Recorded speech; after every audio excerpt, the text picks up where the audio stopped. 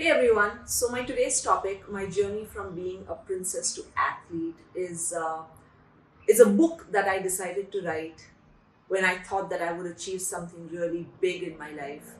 And it was my coach, Gavin, who said that if you want to be the best in whatever you want to be, you have to grow out of complaining, cribbing, cringing. You have to stop making excuses. And that was me my whole life. I was born with epilepsy. I was a very weak child. I was constantly falling sick. I was very protected. I was very sheltered. My parents were extremely um, scared to let me do anything on my own, be it going to school alone in a school bus or going for tuitions. My parents were always there for me. And because of that shelter, I think even when I became a professional athlete at the age of 15, I felt like there was very little in me that I could give freely. I was extremely scared to go out there and be my absolute self. I started sports at a very young age. I was 11, and I also competed in a lot of inter-school races before I became a national champion. And my first race, thankfully, I am very blessed. I don't know if I call it luck or if I call it hard work, but yes, my former coach, Savio D'Souza, and I worked extremely hard, even though I was in the 10th grade. He made sure that I would not miss out on training. He made sure that even if I went for tuitions, he would wait for me at the track at 7:30 so that we could train without me missing out a single day of training. My food was taken care of by my mother, track training and everything was taken care by my father. And my sister has been my biggest support in all of this. If it really comes down to winning medals, I owe it all to my family, because you don't become successful on your own. It is always a team effort. It is always people around you who make you who you are. And for me, that was my family. That is my family. Today, at 34, if I'm still thinking of competing, it has a lot to do because their support has always been by my side. So hitting the national stage at a very young age made me very confident, but I still remember being very fearful on the starting line, which is very natural. We all have butterflies. When I went to Australia in 2010, Gavin made me see a side of our country which made me realize why we were really lacking in confidence when it came to even dreaming something as big as the Olympics. And for me, that was a big eye opener, because I thought if every other person who had told me that I would not make it, that I was weak, that I was fragile, that I was constantly injured and I was going to constantly fail, then I would actually not make it where I am today as fit girl, today thinking of recompeting back at the nationals. He just gave me that little seed. He said, "You've been a princess your whole life, and that's how children are being brought up in your country. They're sheltered, they're protected, they're constantly told what to do. They're not being given the seed to think for themselves. So you choose if you want to be a thinking athlete or you want to be a following athlete." And these words are just stuck in my head now for the last 10 years. I remember going to Australia 10 years ago when I was 24 years of age. And that was it for me. I thought, is there a reason why I didn't become a national champion? It didn't just have to do with training. It wasn't just the physical aspect of training. It had so much to do with my mental status. It had so much to do with the negativity that was surrounding me. And me being in this sheltered princess mode all the time wasn't helping me become the true person I am today. Confident, courageous, strong, um, standing up for equality, teaching people the real meaning of empowerment. This is what young women need to understand, that you need to get out of your sheltered, protected homes. You need to step out into the world to know what it's like to be a strong, confident woman or man. 2012 is a very memorable year for me. I remember it was the Olympic year. The Olympics were happening in London, and of course, I knew that I was not going to make it to the Olympics, because another very real thing about training in Sydney was that you can't fool yourself. Gavin always said, you could be in a crowd of 50,000 people standing on the track.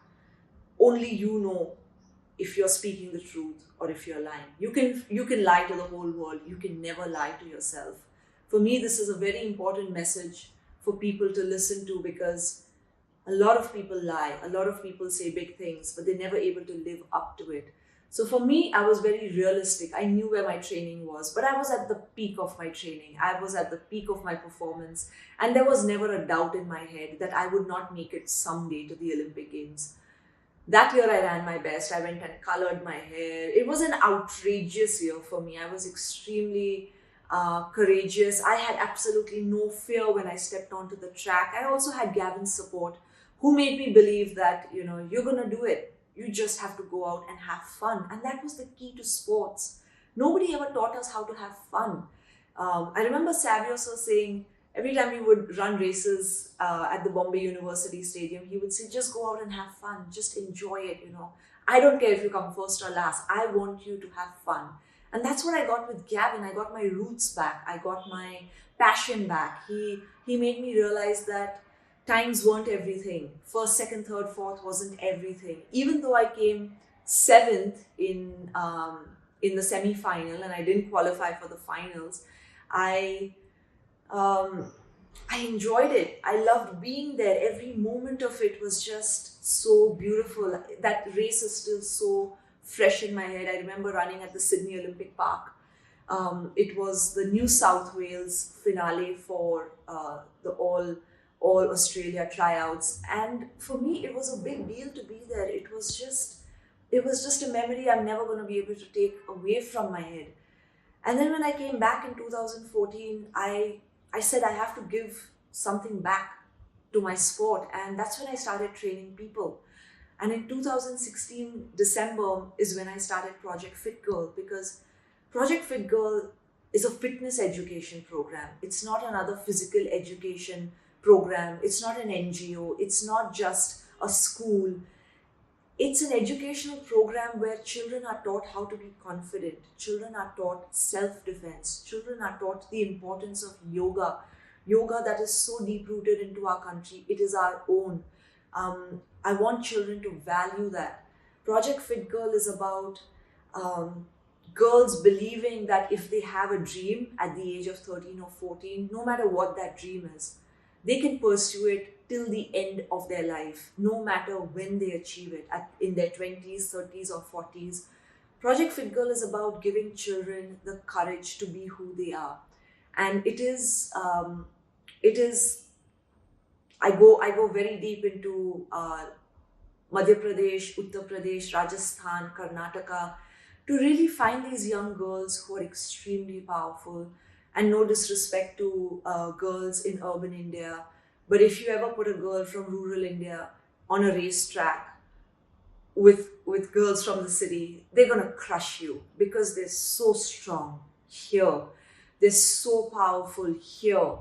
They don't have any formal training. They don't have fancy shoes. They don't have fancy clothes. They just have the willpower, and they are such amazing kids that I know that my future as a coach or as a trainer or as a mentor is going to be for these young children, because it is so important. And anybody who's watching this, note that whatever confidence and courage you give to your child at a young age is going to stay with them forever. The same goes for education. The same goes for knowledge. The more you feed it to them at a young age, the stronger they're going to become as they grow older, the more confident they will be. They will have the courage to step out of their homes without worrying about what will my father or brothers say. And we live in a very big patriarchal society. A lot of us still don't know what goes on in those small villages. But it is extremely disappointing to see how young girls and women are still curbed from being who they are. They're still curbed from being free. So this is where I really want to reach out. I want these young girls to not be princesses. I want these young girls to be athletes. And athlete just doesn't mean that you go to the Olympics. Athlete means your character. Athlete means your attitude. Athlete means how you treat people. Athlete means discipline. And if you have all of these, then I believe you're a complete winner. So yeah, that's just how I have been molded into, from being a princess to an athlete.